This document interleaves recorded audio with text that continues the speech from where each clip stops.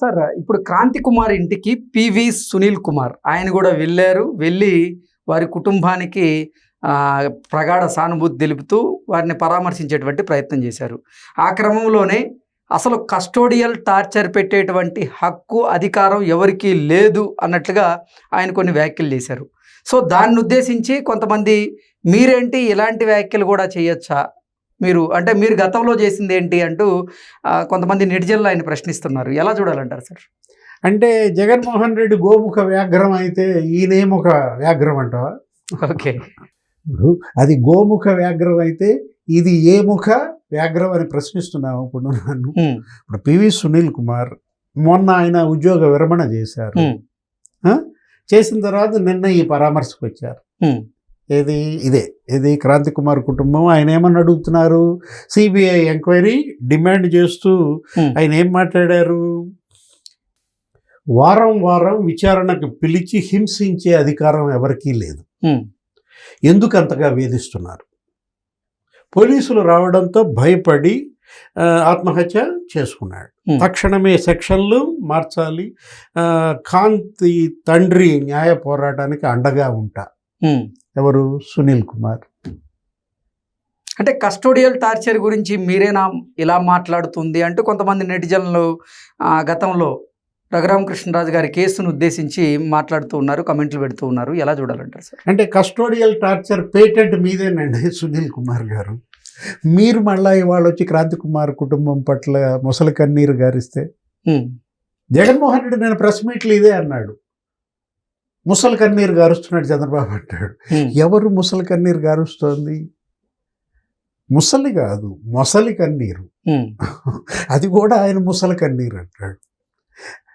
పరుష పదజాలం అనాల్సింది కాస్త జగన్మోహన్ రెడ్డి నిన్న ప్రెస్ మీట్లో ఏమన్నాడు చెప్పనా? పురుష పదజాలం. ఒరే నాయన, జనం మాత్రం జగన్ ప్రెస్ మీట్ పెడుతుంటే అసలు మామూలుగా లేదు, అసలు స్క్రీన్ వదలటల్లా, అసలు ఎగబడి సినిమా కలెక్షన్లు కూడా తగ్గిపోతున్నాయంట. సునీల్ కుమార్ నిన్న ఆ పరామర్శ వెంటనే రఘురామకృష్ణరాజు గుర్తొచ్చారు అందరికి. కస్టోడియల్ టార్చర్ గుంటూరు సిఐడి కార్యాలయంలో, అసలు ఆ సిఐడి కార్యాలయాన్ని ఎలా మార్చారు? గుంటూరు ఎంతమంది అందులో నరకం చూశారు, ఎంతమందిని ఇబ్బంది పెట్టారు.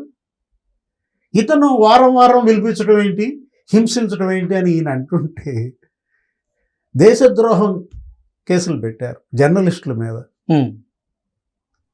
బిఆర్ నాయుడు టీవీ5 చైర్మన్, లేకపోతే మూర్తి, అందరినీ పిలిపించి ఇంట్రాగేట్ చేశారు. వెంకటకృష్ణ ఏబిఎన్, రంగనాయకమ్మ ఒక వృద్ధురాలు, ఆమె ఏంటి ఎల్జీ పాలిమర్స్లో ఏదో పోస్ట్ వచ్చింది ఆమెకి సోషల్ మీడియాలో, ఆ బాధితుల గురించి ఏదో, దాన్ని ఫార్వర్డ్ చేసింది. ఏం చేశాడు సునీల్ కుమార్? సిఐడి ఏం చేసింది? చివరికి ఆమె అసలు గుంటూరులో భద్రత కొరవడి పారిపోయిన పరిస్థితి. హైదరాబాద్ వచ్చి తలదాచుకుంది. ఆమె హోటల్ మూసేశారు. ఎంత టార్చర్ పెట్టారు రంగనాయకమని. రఘురామకృష్ణరాజు ఏంటి ఆయన చేసిన నేరం? ఆయన ఏదో విమర్శలు చేస్తున్నాడు. ఇంగ్లీష్ మీడియం జగన్మోహన్ రెడ్డి పాలసీని విమర్శించాడు. అంటే రచ్చబండ కార్యక్రమం ఆయన ఏర్పాటు చేయడమే ఆయన చేసిన తప్పు అంటారా? అందుకని నువ్వు పుట్టినరోజు నాడు కిడ్నాప్ చేసి తీసుకొచ్చి, అరే రాత్రి 10 దగ్గర నుంచి చిత్రహింసలు పెట్టారు. లాఠీలతో, రబ్బరు బెల్టులతో, అరే కాళ్ళు చేతులు కట్టేసి మంచం ఇరిగిపోయిందయ్యా. కొడుతుంటే కొట్టడం నడిపించటం. సునీల్ నాయక్ పక్కనే రూమ్లో ఉండి పర్యవేక్షించటం. ఎవరా ఇన్వెస్టిగేషన్ ఆఫీసర్? విజయపాల్. జైలుకి ఎందుకు వెళ్ళాడు విజయపాల్? ఇప్పుడు పివి సునీల్ కుమార్ ఇప్పుడు రేపొద్దున ఎవరింటికి వెళ్ళి పరామర్శిస్తాడు? రఘురామకృష్ణరాజు ఇంటికి కూడా వెళ్తాడా? అంటే ఆయన ఏంటి ఇప్పుడు ఈ పరామర్శల ద్వారా సునీల్ కుమార్ ఏం చెప్పాలనుకుంటున్నాడు? తను పెట్టిన కస్టోడియల్ టార్చర్స్ మరోసారి జనానికి గుర్తు చేద్దామనా? తద్వారా క్రాంతి కుమార్ కుటుంబానికి వచ్చే సానుభూతి కూడా రాకుండా చేద్దామనా? తను డిమాండ్ చేశారు. నిన్న మందాకృష్ణ కూడా వెళ్ళారు. ఇదే కుటుంబాన్ని పరామర్శించడానికి అందరూ వెళ్తున్నారు. మందాకృష్ణ వెళ్ళి ఏమన్నాడు? ఆయన సిట్ దర్యాప్తును ఆహ్వానించాడు. సాయికృష్ణ కేసులో నాగరాజుని మామూలుగా ధ్వజమెత్తలేదు, ఒక రౌడీలాగా పనిచేశాడు ఆ సర్కిల్ ఇన్స్పెక్టర్. వందల కోట్ల అక్రమాస్తులు సంపాదించాడు. ఇవాళ సిట్ యొక్క దీన్ని స్వాగతిస్తూనే ఏమన్నాడు, క్రాంతి కుమార్ కేసు కూడా సిట్ పరిధిలోకి తెమ్మని మందాకృష్ణ డిమాండ్ చేశారు.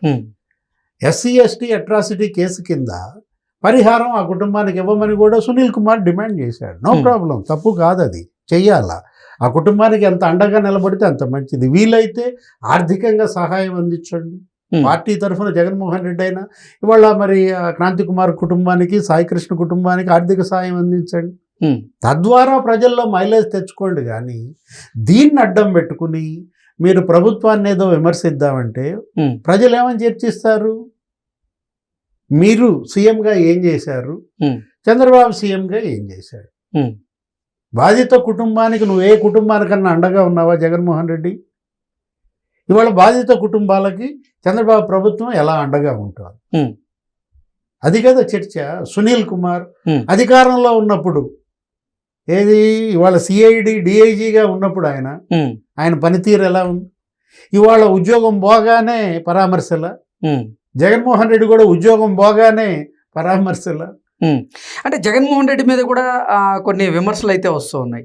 అంటే ఇప్పుడు క్రాంతి కుమార్ చనిపోయిన తర్వాత ఆయన కుటుంబాన్ని పరామర్శించేందుకు జగన్మోహన్ రెడ్డి వెళ్తున్నాడు, అది బాగానే ఉంది. మరి జగన్మోహన్ రెడ్డి కోసం తన పేరునే మార్చుకున్నటువంటి పద్మనాభరెడ్డి గారి గురించి అసలు జగన్మోహన్ రెడ్డి గారు ఎందుకు పట్టించుకోవట్లేదు, ఆయన ఎందుకు నిర్లక్ష్యం చేస్తున్నారు? ఆయన అనారోగ్యంతో బాధపడుతూ హాస్పిటలైజ్ అయ్యి ఉంటే ఆయన్ని పరామర్శించేందుకు ఎందుకు హాస్పిటల్కి వెళ్ళలేదనేటువంటి ప్రశ్నలు తలెత్తుతూ ఉన్నాయి. అక్కడ రెండు అంశాలు సార్. ఇప్పుడు పద్మనాభం గారి అమ్మాయి ఏమో జగన్మోహన్ రెడ్డిని విమర్శించింది. ఏంటి, మా నాన్న అంతా వాడుకున్నారు, చివరికి కనీసం మా నాన్న పరామర్శించలేదు జగన్మోహన్ రెడ్డి అని తిట్టు వదిలిపెట్టింది. క్రాంతియో ఏదో ఉందో తన క్రాంతి. ఇప్పుడు మరి కొడుకు ఒక స్టేట్మెంట్ ఇచ్చాడు, గిరి. ఏమని స్టేట్మెంట్ ఇచ్చాడు? జగన్మోహన్ రెడ్డి మా కుటుంబానికి చాలా అండగా ఉన్నాడు, ధన్యవాదాలు తెలియజేస్తున్నాం. ఆయన ఎప్పటికప్పుడు ప్రతిరోజు మాతో మాట్లాడుతున్నాడు, తను వస్తానన్నాడు పరామర్శకి, కానీ ఇక్కడ వస్తే ఐసీడబ్ల్యూలో ఇతర పేషెంట్లకు ఇబ్బంది వద్దని మేమే వద్దన్నాం అనో ఏదో గిరి స్టేట్మెంట్ ఇచ్చాడు.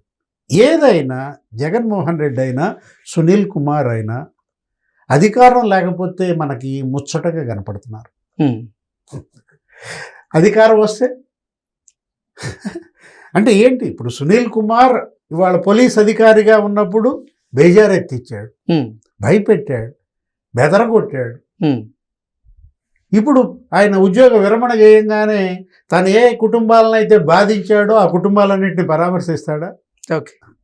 జగన్మోహన్ రెడ్డి కూడా అదే. ముఖ్యమంత్రిగా ఉన్నప్పుడు కళ్ళు నెత్తిన, ఇప్పుడు పదవి పోయేసరికి మొత్తం బాధితులను పరామర్శిస్తున్నాడా? ఓకే. అరే వీళ్ళు ఎవరినైతే బాధించారో ఆ బాధించిన కుటుంబాలను పరామర్శిస్తున్నారు. గమ్మత్ అది. అంటే ఏంటి, బాగా బాధించాం, ఎలా ఉన్నారు, బాగున్నారా అని అడుగుతాడుగా. అమరావతి రైతులను పరామర్శిస్తానంటాడు, డిఎస్సి అభ్యర్థులను పరామర్శిస్తానంటాడు, విశాఖ స్టీల్ ప్లాంట్ కార్మికులను పరామర్శిస్తానంటాడు. ఇది ఎక్కడ గోల? అంటే పుండు చేసేది నువ్వే, ఆ పుండు మీద కారం చల్లేది నువ్వేనా? పరామర్శల పేరుతో జల్లుతున్న కారంగా చూడాలా దీన్ని? Okay. Okay sir, thank you so much.